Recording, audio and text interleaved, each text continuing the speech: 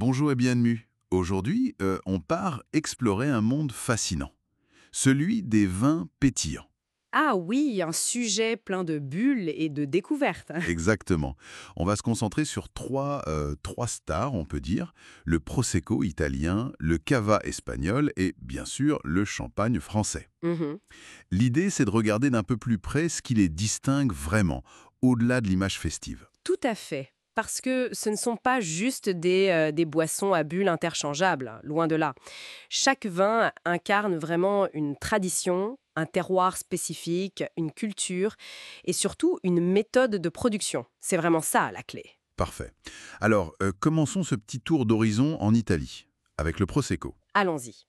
Les infos qu'on a le situent en Vénétie, cépage Glera principalement, et on parle de méthode Charma. Alors concrètement, ça veut dire quoi pour le vin? Alors, la méthode Charma, qu'on appelle aussi méthode de la cuve close, c'est assez différent de ce qu'on verra après. La deuxième fermentation, celle qui crée les bulles, elle se fait dans de grandes cuves en inox, sous pression, pas dans chaque bouteille. D'accord. Et l'avantage c'est quoi là? Plus rapide Oui, c'est plus rapide, souvent moins coûteux aussi, mais surtout le but c'est de garder la fraîcheur du raisin Glera. On cherche les arômes primaires, pommes vertes, poires, fleurs blanches. C'est très direct, très fruité. moins de complexité donc, mais plus de vivacité. C'est exactement ça. Vivacité, fruitier. Et cette accessibilité, ça explique en grande partie son succès mondial, hein, et puis son rôle dans des cocktails comme le spritz, évidemment. Ah oui, le spritz, incontournable. C'est presque devenu un plaisir plus quotidien, ces bulles-là. C'est un peu ça, oui. Une démocratisation. Intéressant. Bon, alors si on quitte l'Italie, direction l'Espagne maintenant, pour le cava. Mhm. Là, on est plutôt en Catalogne, c'est ça? Avec des cépages locaux. Macabé, Parellada, Zarello. Principalement, oui. Ce sont les trois cépages blancs traditionnels. Et là, surprise, nos sources parlent de méthode traditionnelle, comme pour le champagne. Tout à fait. C'est ça qui est intéressant avec le cava. La deuxième fermentation a lieu dans la bouteille. Donc potentiellement plus de complexité que le Prosecco. Oui, potentiellement. Parce qu'après cette fermentation en bouteille, il y a un temps de vieillissement sur lit, les levures mortes. Et ce contact, ça rapporte des arômes différents, plus type brioche, amande, parfois un côté un peu plus toasté. Et souvent des bulles plus fines. D'accord, donc plus proche du champagne dans l'idée, mais avec une identité espagnole. Exactement. Il se place un peu entre les deux, on pourrait dire. Plus complexe que la majorité des Prosecco, mais souvent plus abordable que le champagne. Pourtant, on lit parfois qu'il est vu comme un peu secondaire, malgré cette méthode et des producteurs qui visent haut. Oui, c'est un peu l'histoire du cava. Il y a eu beaucoup de production de masse à bas prix, ce qui a un peu nui à son image globale, disons. Et puis, bon, l'ombre du champagne est immense avec un marketing très puissant. C'est sûr. Mais attention, hein, ça bouge beaucoup. Il y a de plus en plus de producteurs qui font des cavas exceptionnels, très qualitatifs, avec des mentions de terroir, de long vieillissement. L'image est en train de changer, mais ça prend du temps. Le rapport qualité-prix peut être excellent alors. Souvent oui, carrément. Bon, et alors parlons du mythe, le champagne. Forcément. Le voilà. Exclusivement de la région Champagne, en France. Pinot noir, Pinot Meunier, Chardonnay. Et la méthode traditionnelle, bien sûr. L'image de luxe, les célébrations. Qu'est-ce qui le rend si unique, au fond, par rapport au cava qui utilise la même méthode?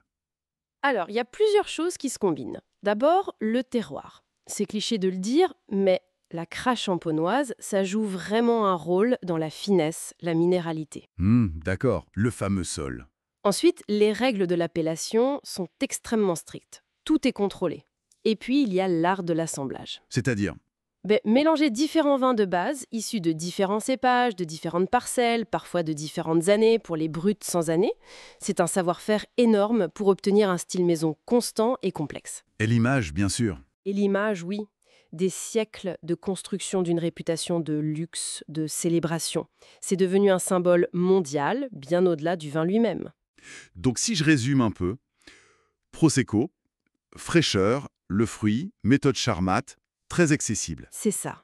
Cava, complexité de la méthode traditionnelle, super rapport qualité-prix potentiel, identité espagnole forte. Oui, avec une image en pleine reconquête. Et Champagne, méthode traditionnelle aussi, mais avec ce terroir unique, cet art de l'assemblage et une image de luxe inégalée. Voilà, on a trois identités très marquées, façonnées par l'origine et la méthode. C'est fascinant de voir comment, à partir de bulles, on arrive à des univers si différents. Absolument. Et cette diversité, c'est une richesse incroyable pour nous les amateurs. Ça veut dire qu'il y a un vin pétillant pour quasiment chaque occasion, chaque budget, chaque goût. Oui, on voit bien que le champagne, même s'il garde son prestige, n'est plus seul maître à bord. Le Prosecco a explosé, le Cava s'affirme. C'est une bonne chose, non? Ah, mais complètement. Cette variété, c'est formidable. Ça rend le monde du vin plus ouvert, plus accessible, et chaque bouteille, finalement, raconte un peu de son pays, de sa culture. Une belle manière de conclure. Peu importe l'étiquette, au fond, il y a ce côté rassembleur, festif. Ça marque les moments importants. Exactement. Et ça m'amène d'ailleurs à une petite réflexion, pour finir. Je vous écoute. Au-delà de nos goûts personnels, est-ce que cette évolution, le boom du Prosecco, le cava qui cherche sa place, le champagne qui reste le symbole du luxe, est-ce que ça ne reflète pas aussi des changements plus larges dans nos sociétés? Intéressant. C'est-à-dire? Alors, peut-être sur ce qu'on valorise aujourd'hui quand on célèbre quelque chose, l'accessibilité immédiate du Prosecco, la tradition et l'authenticité recherchées par certains cavas, le symbole de réussite ou d'exception du champagne. Qu'est-ce que nos choix de bulles disent de nous finalement? Ah oui, c'est une excellente question à laisser en suspens. Ça donne à réfléchir sur nos propres habitudes de consommation et ce qu'elles signifient. Voilà, matière à discussion pour la prochaine dégustation.